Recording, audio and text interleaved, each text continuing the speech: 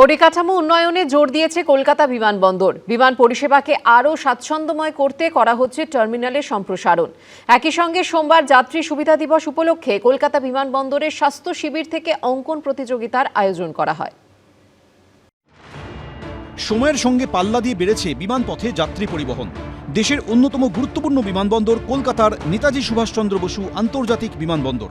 যাত্রীদের ভিড় সামলাতে এবার বাড়তে চলেছে এই বিমানবন্দরের টার্মিনালের সম্প্রসারণ করা হচ্ছে, জোর দেওয়া হচ্ছে যাত্রী পরিকাঠামোয়। শনিবার সাংবাদিক বৈঠকে সে কথা জানায় বিমানবন্দর কর্তৃপক্ষ। कैपेसिटी हमारी मैंने आपको बताया कि 26 मिलियन हम लोगों की है, लेकिन हम हमारी रिक्वायरमेंट से आगे चल रहे हैं। इस टाइम हम 26 मिलियन पर हैं। अभी आप लोगों को जानकारी होगी, पीछे हम लोगों ने एक प्रेस रिलीज भी जारी किया था कि 993 स्क्वायर मीटर हमने डोमेस्टिक एरिया में अभी बढ़ाया था, और उस डोमेस्टिक नहीं SHA में बढ़ाया था, तो डोमेस्टिक भी और इंटरनेशनल भी मिला करके अभी इंटरनेशनल साइड में भी हमारा एक कैपेसिटी एनहेंसमेंट का प्रोग्राम चल रहा है। उसको जब हम खोलेंगे तो 3000 स्क्वायर मीटर और एरिया ऐड हो जाएगा। तो उसके बाद जो हमारी पूरी कैपेसिटी होगी वो 26 मिलियन से बढ़कर के 28 मिलियन हो जाएगी। সোমবার যাত্রী সুবিধা দিবস, সেই উপলক্ষে কলকাতা বিমানবন্দরে স্বাস্থ্য পরীক্ষা শিবিরের আয়োজন করা হয়। একই সঙ্গে শিশুদের জন্য অঙ্কন প্রতিযোগিতারও আয়োজন করা হয়। সুদীপ্ত আচার্য, এবিপি আনন্দ, কলকাতা। তৃণমূল নেত্রীর সঙ্গ ছাড়লেন তার কয়েক দশকের পুরনো সঙ্গী সুদীপ বন্দ্যোপাধ্যায়। দিল্লিতে গিয়ে প্রথমে কেন্দ্রীয় মন্ত্রী ভূপেন্দ্র যাদব ও তারপর বৈঠক করলেন খোদ কেন্দ্রীয় স্বরাষ্ট্রমন্ত্রী অমিত শাহের সঙ্গে। সূত্রের খবর 30 মিনিট ধরে বৈঠক হয়। সূত্রের খবর সোমবার অধ্যক্ষের সঙ্গে দেখা করে লোকসভায় অভিষেক বন্দ্যোপাধ্যায় নেতৃত্বাধীন তৃণমূলের থেকে পৃথক ব্লকের দাবি জানাবেন সুদীপ বন্দ্যোপাধ্যায়রা, যারা এনডিএকে সমর্থন করবেন। মমতা বন্দ্যোপাধ্যায়ের সংসদীয় দলে ফের বড়সড় ভাঙন। তৃণমূল নেত্রীর সঙ্গ ছাড়লেন তার কয়েক দশকের পুরনো সঙ্গী সুদীপ বন্দ্যোপাধ্যায়। দিল্লিতে গিয়ে প্রথমে কেন্দ্রীয় মন্ত্রী ভূপেন্দ্র যাদব ও তারপর বৈঠক করলেন খোদ কেন্দ্রীয় স্বরাষ্ট্রমন্ত্রী অমিত শাহের সঙ্গে। দলে আরও একলা হলেন মমতা বন্দ্যোপাধ্যায়। आज देखो सुदीप दादा भी आ गए हैं, तो सब ट्रेटर है, ऐसा तो नहीं होता है। तो इन लोगों के अंदर में इतना गुस्सा, इतना क्या बोलूं, मतलब बेचैनी से क्यों थी कि ये लोगों ने एक साथ इकट्ठा होकर ये डिसीजन लिया। উত্তর কলকাতার যে মানুষ বিজেপির বিরুদ্ধে ভোট দিয়েছে, তৃণমূল প্রার্থী হিসেবে সুদীপ বন্দ্যোপাধ্যায়কে ভোট দিয়েছে, তাদের সঙ্গে এই বিশ্বাসঘাতকতা। উনি একাধিকবার দল পরিবর্তন করেছেন। এটা মমতা বন্দ্যোপাধ্যায়ের প্রাপ্য পাওনা, এই ধরনের জিনিসপত্রকে উনি মাথায় তুলে রেখেছিলেন। শনিবার তৃণমূলের বিদ্রোহী সাংসদ শতাব্দী রায়ের সঙ্গে একই বিমানে দিল্লিতে পৌঁছন সুদীপ বন্দ্যোপাধ্যায়। সেখান থেকেই সোজা চলে যান নয় মতিলাল নেহরু মার্গে কেন্দ্রীয় মন্ত্রী ভূপেন্দ্র যাদবের বাড়িতে। শুক্রবারই সামনে এসেছিল 19 জন বিদ্রোহী সাংসদের সই সম্বলিত চিঠি। সূত্রের খবর, লোকসভার স্পিকার ওম বিড়লাকে যে চিঠি সোমবার দেওয়া হবে, শনিবার তাতে সই করেন সুদীপ বন্দ্যোপাধ্যায়। এরপরই চলে যান অমিত শাহের সঙ্গে দেখা করতে। সূত্রের খবর 30 মিনিট ধরে বৈঠক হয়। রবিবারই দিল্লিতে বিদ্রোহী ব্লকের বৈঠক রয়েছে। মুখ্যমন্ত্রী শুভেন্দু অধিকারীর সঙ্গেও তাদের বৈঠকের সম্ভাবনা রয়েছে। তার আগেই ফের বড়সড় ভাঙনের মুখে পড়ল কালীঘাট তৃণমূল। আগামীকাল একটা নতুনভাবে মিটিং ডেকেছেন আমাদের দলনেত্রী কাকলি ঘোষ দস্তিদার। কালকে আলোচনা হবে, কালকে ব্যাপারটা পরিষ্কার হয়ে যাবে। রাজ্যের মুখ্যমন্ত্রীও কি থাকবেন সেই বৈঠকে? সব থাকতে পারে, কথাবার্তা ছিলেন। সূত্রের খবর, সোমবার অধ্যক্ষের সঙ্গে দেখা করে লোকসভায় অভিষেক বন্দ্যোপাধ্যায়ের নেতৃত্বাধীন তৃণমূলের থেকে পৃথক ব্লকের দাবি জানাবেন সুদীপ বন্দ্যোপাধ্যায়রা, যারা এনডিএকে সমর্থন করবেন। 6 বারের সাংসদ সুদীপ বন্দ্যোপাধ্যায়। 2011 সালে মমতা বন্দ্যোপাধ্যায় যখন মুখ্যমন্ত্রী হিসেবে শপথ নেন, তখন লোকসভায় সুদীপ বন্দ্যোপাধ্যায়কে তৃণমূলের দলনেতা করা হয়। 2017 সালে রোজ ভ্যালি চিটফান্ড দুর্নীতি মামলায় যখন গ্রেফতার হন, তখনও লোকসভার তৃণমূলের দলনেতা ছিলেন সুদীপ বন্দ্যোপাধ্যায়। কিন্তু গত বছর তাকে সরিয়ে অভিষেক বন্দ্যোপাধ্যায়কে লোকসভায় তৃণমূলের দলনেতা করেন মমতা বন্দ্যোপাধ্যায়। প্রথম সারি থেকে দ্বিতীয় সারিতে যায় সুদীপ বন্দ্যোপাধ্যায়ের বসার জায়গা। অসুস্থতার অজুহাত দেখিয়ে সরিয়ে দেওয়া হলো, তার জায়গায় নিয়ে আসা হলো একটি অরাজনৈতিক যুবককে, যেটাতে আমার মনে হয় যে সুদীপদা নিজে যেমন অপমানিত হয়েছে, দলেও অনেকে এই ব্যাপারে খুব ক্ষুব্ধ এবং অপমানিত ছিলেন। ডুবন্ত জাহাজে কেউ থাকে না। এখন খেলা ভাঙার খেলা শুরু হয়েছে। লোকসভার দলনেতার পদ থেকে সুদীপদাকে সরিয়ে দেওয়া হয়েছিল।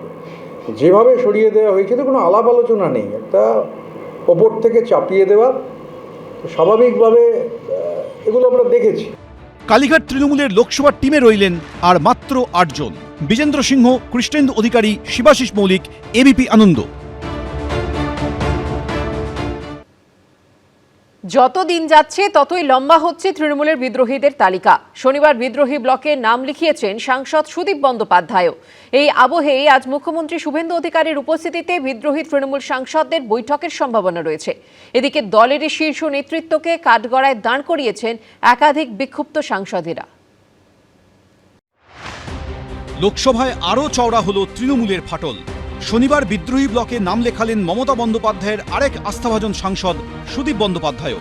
দিল্লিতে কেন্দ্রীয় মন্ত্রী ভূপেন্দ্র যাদবের বাড়িতে বৈঠক করলেন, দেখা করলেন কেন্দ্রীয় স্বরাষ্ট্রমন্ত্রী অমিত শাহর সঙ্গেও। এই আবহেই রবিবার মুখ্যমন্ত্রী শুভেন্দু অধিকারীর উপস্থিতিতে বিদ্রোহী তৃণমূল সাংসদদের বৈঠকের সম্ভাবনা রয়েছে। সম্ভবত আগামী রবিবার মুখ্যমন্ত্রীর সঙ্গে আমাদের একটা বৈঠক হওয়ার কথা আছে, যদি এখনো চূড়ান্ত হয়নি। হতে পারে তিনি দিল্লি আসবেন এবং আমাদের সমস্ত সাংসদদের নিয়ে তিনি বসবেন। তাসের ঘরের মতো ভেঙে পড়ছে তৃণমূল।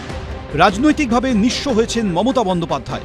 সুদীপ বন্দ্যোপাধ্যায় বিদ্রোহী ব্লকে নাম লেখানোয় তা আরও স্পষ্ট হলো। এই বিপর্যয়ের জন্য কাকে দায়ী মনে করেন? এই যে তৃণমূলের এই বিপর্যয়, যারা দায়িত্ব ছিল তারাই দায়ী। অভিষেক বন্দ্যোপাধ্যায়, মমতা বন্দ্যোপাধ্যায় ছিল, ওরা মিটিং ডেকে ফয়সলা করতে পারছে না কেন?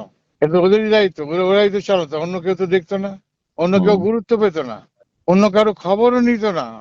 गद्दार बोल रहे हैं, ट्रेटर जो कि ट्रेटर की कहा जा रहा है आप लोगों को। सब लोग अगर एक बात बोलते हैं तो इस बात को तो ध्यान देना चाहिए कि क्या हो रहा है इसके अंदर।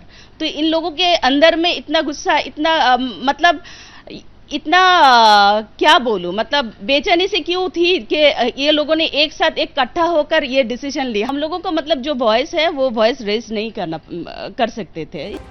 লোকসভায় প্রশ্নের মুখে মমতা বন্দ্যোপাধ্যায় ও অভিষেক বন্দ্যোপাধ্যায়ের নেতৃত্ব ও কর্তৃত্ব। আগেই দলীয় নেতৃত্বের বিরুদ্ধে বিদ্রোহ ঘোষণা করে বিজেপি পরিচালিত এনডিএকে সমর্থনের কথা জানিয়েছেন 19 জন বিদ্রোহী তৃণমূল সাংসদ। শুক্রবারই সামনে আসে তাদের সকলের সই।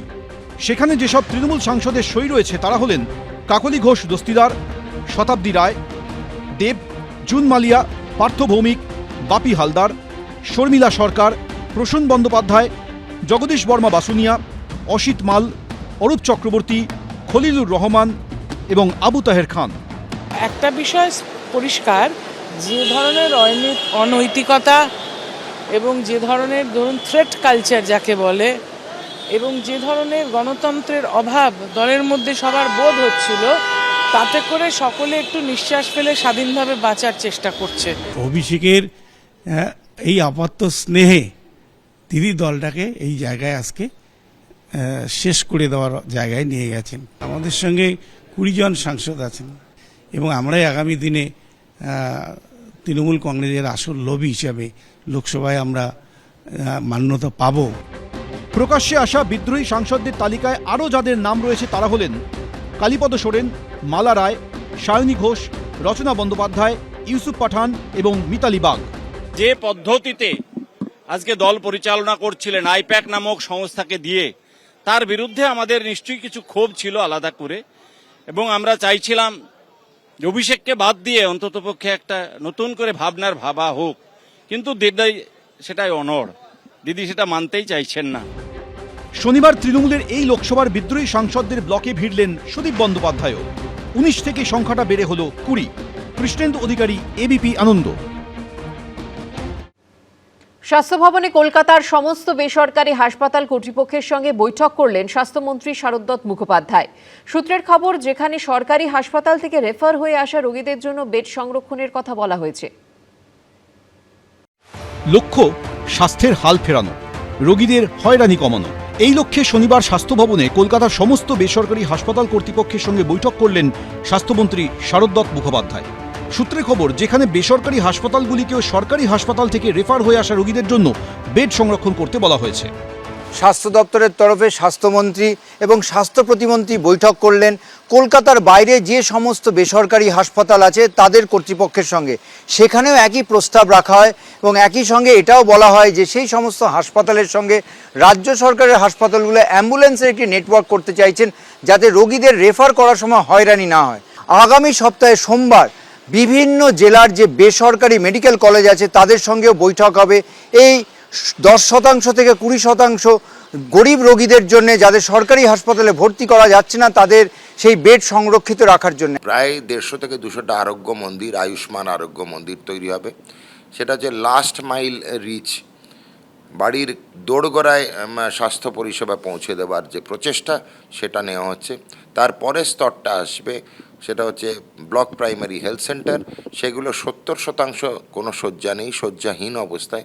তাদের সবকটিকে মিনিমাম 10টি পুরুষ 10টি মহিলা শয্যা তৈরি করার ব্যবস্থার এখন প্ল্যান নিচ্ছি আমরা। ব্লক লেভেলে আমরা আলট্রাসোনোগ্রাফি এবং পোর্টেবল এক্স-রে রাখবো। প্রত্যেকটি মহকুমা হাসপাতালে সিটি স্ক্যান থাকবে। পশ্চিমবঙ্গের প্রত্যেকটি জেলায় হবে মেডিকেল কলেজ। এদিনের বৈঠকে উপস্থিত ছিলেন কলকাতার বিভিন্ন বেসরকারি হাসপাতালের প্রতিনিধিরা। সমস্ত প্রাইভেট হেলথ সেক্টরকে উনি অ্যাপিল করলেন যে তাদের বেড স্ট্রেংথের 10% বেড যেন সাধারণ রোগীদের জন্য ছেড়ে রাখা হয়, যেখানে তারা বিনামূল্যে চিকিৎসা পাবে। আরও অনেকগুলো ইস্যু ছিল, যেমন অ্যাম্বুলেন্স, ফার্মাসি, তারপরে আরও কিছু হেলথ সেক্টরের সংক্রান্ত ইম্পর্টেন্ট বিষয় যেগুলো নিয়ে সমস্যা হয় সেগুলো উনি রেখেছেন। যেসব সংস্থা সরকারি জায়গা পেয়েছে তাদের ক্ষেত্রে 20%, 15% এরকম বলা হয়েছে। বাকি যাদের নেওয়া হয়নি, যারা নিজস্ব টাকায় কিনেছে, তাদের জন্য বলা হয়েছে কমপক্ষে 10% বেড ফ্রি করার জন্য। সমস্ত স্বাস্থ্য সংস্থাকে যাতে এগিয়ে আসে এবং জনগণের জন্য সহায়তা করে, সেই উদ্দেশ্যেই মেনলি মিটিংটা ছিল আজকে। সূত্রে খবর, স্বাস্থ্য বিষয়ক বিভিন্ন ইস্যুতে সদর্থক আলোচনা হয়েছে। যত প্রাইভেট হসপিটালসরা আজকে এসেছেন, they were very satisfied. Sir has made us fully comfortable. We came with a lot of nervousness. কিন্তু যার যেরকম আমাদের বুঝিয়েছেন কি গভর্নমেন্ট কি এক্সপেক্ট করেন, সবাইরা এগ্রি করেছেন ওনার পয়েন্ট অফ ভিউতে।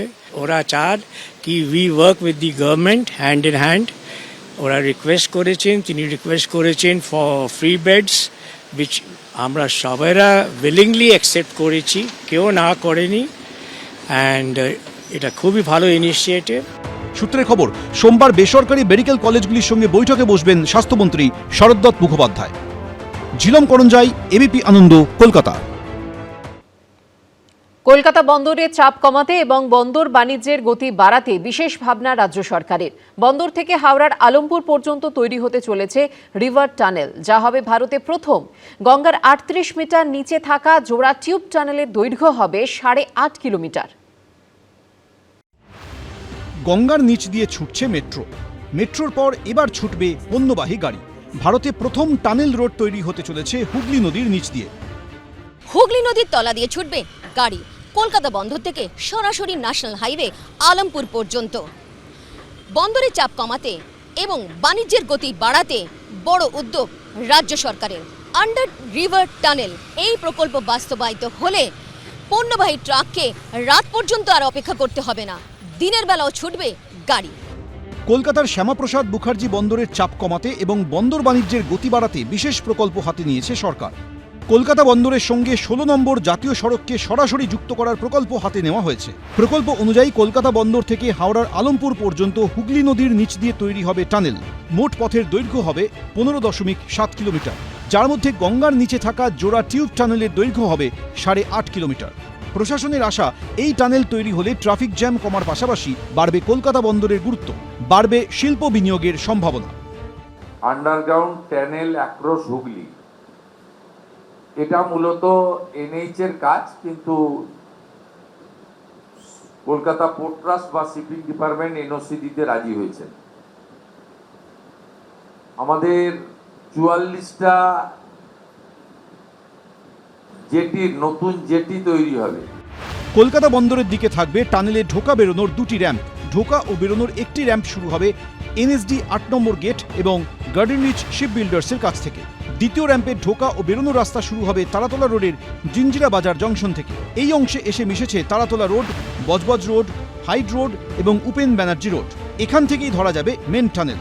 মেন টানেল তৈরি হবে গঙ্গার 38 মিটার গভীরে। টানেল শেষ হয়ে মাটির উপরে রাস্তা উঠবে হাওড়ার সাঁকরাইল স্টেশনের কাছে। অন্যদিকে সাঁকরাইল গুডস ইয়ার্ডের কাছে তৈরি হবে টানেলে ঢোকা বেরোনোর 2টি র্যাম্প।